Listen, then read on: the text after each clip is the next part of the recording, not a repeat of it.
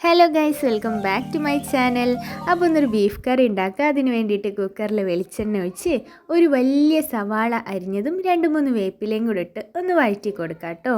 1/2 kilo ബീഫാണ് എടുത്തിട്ടുള്ളത്. അപ്പോൾ ഒരു സവാള മതിയാവും. പിന്നെ നമ്മൾ ചെറിയുള്ളിയും ചേർത്ത് കൊടുക്കുന്നുണ്ട്. കുറച്ച് ഉപ്പും കൂടി ഇട്ടൊന്ന് വഴറ്റിയെടുക്കുക. അപ്പോൾ ഈ ഒരു ബ്രൗൺ കളർ ആകുമ്പോൾ അതിലോട്ട് 5-6 ചെറിയുള്ളിയും പിന്നെ ആവശ്യത്തിന് വെളുത്തുള്ളിയും ഇഞ്ചിയുടെ ഒരു പീസും കൂടെ നന്നായിട്ട് ചതച്ചതും അതിലോട്ട് കുറച്ച് പെരിഞ്ജീരകം കൂടെ ഒന്ന് ചതച്ച് ആഡ് ചെയ്തിട്ടുണ്ട്. അപ്പോൾ ഇതെല്ലാം കൂടെ നന്നായിട്ടൊന്ന് മിക്സ് ചെയ്ത് തന്നെ കൊടുക്കാം.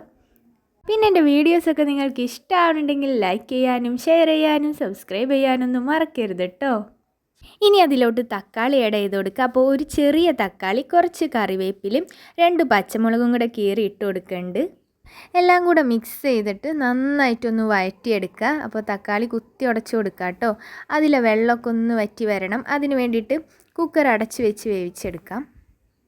ഇനി പൊടികളായിട്ട് ഒരു ചെറിയ സ്പൂൺ മഞ്ഞൾപ്പൊടിയും 1 ടേബിൾ സ്പൂൺ മല്ലിപ്പൊടിയും 2 സ്പൂൺ മുളക് പൊടിയും കൂടെയാണ് ചേർത്ത് കൊടുത്തിട്ടുള്ളത്. അപ്പോൾ നിങ്ങൾക്ക് വേണമെങ്കിൽ കൂടുതൽ കളർ കിട്ടാൻ 1 സ്പൂൺ സാദാ മുളക് പൊടിയും 1 സ്പൂൺ കാശ്മീരിയും കൂടെ ചേർക്കാം. നമ്മളിവിടെ സാദാ മുളക് പൊടിയാണ് കേട്ടോ യൂസ് ചെയ്തിട്ടുള്ളത്. അപ്പോൾ എല്ലാ പൊടികളും കൂടെ ഒന്ന് നന്നായിട്ട് മിക്സ് ചെയ്തിട്ട് ലാസ്റ്റ് 1/2 സ്പൂൺ കുരുമുളക് പൊടിയും 1/2 സ്പൂൺ ഗരം മസാലപ്പൊടിയും കൂടെ ചേർത്ത് കൊടുക്കുക. ഇനി ആ പൊടികളുടെ പച്ച കുത്തൊന്ന് മാറി വരണവരെ നന്നായി തന്നെ മൂപ്പിച്ചെടുക്കണം. അപ്പോൾ ആ പൊടികളൊക്കെ ഒന്ന് കമ്പൈനായിട്ട് വന്നിട്ടുണ്ട്. ഇനി അതിലോട്ട് കഴുകി വൃത്തിയാക്കി വെള്ളമൊക്കെ കളഞ്ഞ് വെച്ച ബീഫും കൂടെ ചേർത്ത് ഇളക്കി കൊടുക്കുക.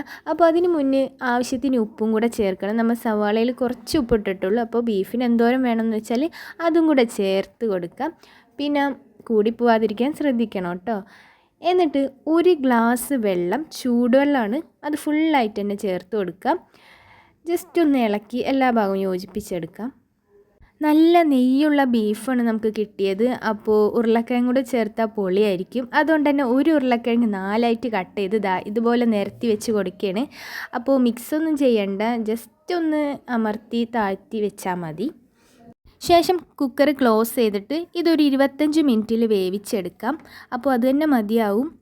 കണ്ടില്ലേ, നമ്മുടെ കിഡിലൻ ബീഫ് കറി ഇവിടെ റെഡി ആയിട്ടുണ്ട്. മുകളിൽ നെയ്യൊക്കെ തെളിഞ്ഞ് തന്നെ വന്നിട്ടുണ്ട്. പിന്നെ ഉരുളക്കിഴങ്ങും പാകത്തിന് വെന്തിട്ടുണ്ട് കേട്ടോ. അപ്പോൾ എല്ലാവരും ഒന്ന് ട്രൈ ചെയ്ത് നോക്കാം. എന്നാൽ കഴിക്കാമല്ലേ. ചോറില ബീഫ് കറിയും കുറച്ച് പുളിങ്കറിയും പിന്നെ പപ്പായയുടെ ഒരു തോരനും, നമ്മൾ കപ്പങ്ങാന്ന് പറയാം, പിന്നെ 2 പപ്പടവും കൂടെ എടുത്തിട്ടുണ്ട്. എന്നാൽ കഴിച്ചു തുടങ്ങാം അല്ലേ.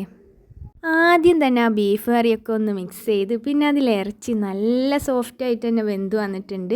അതും കൂടെ കൂട്ടി അങ്ങനെ മിക്സ് ചെയ്തിട്ട് കുറച്ച് കപ്പങ്ങയും വെച്ച് പിന്നെ പുളിങ്കറി അടിപൊളിയാണ്. അതും കൂടെ നന്നായിട്ട് മിക്സ് ചെയ്തെടുത്ത് ഒരു വാ കഴിച്ച് നോക്കി.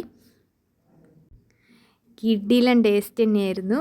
പിന്നെ ആ പപ്പടം പൊടിച്ച് ഒരു ബീഫും കൂടെ പിച്ചി നുറുക്കി വെച്ച് നന്നായി കഴിച്ചുകൊണ്ടിരുന്നു. അപ്പോൾ നിങ്ങളും കഴിച്ചുകൊണ്ടിരിക്കുക guys. Thank you for watching my video. Next വീഡിയോയിൽ കാണുന്നവരേക്കും ബൈ.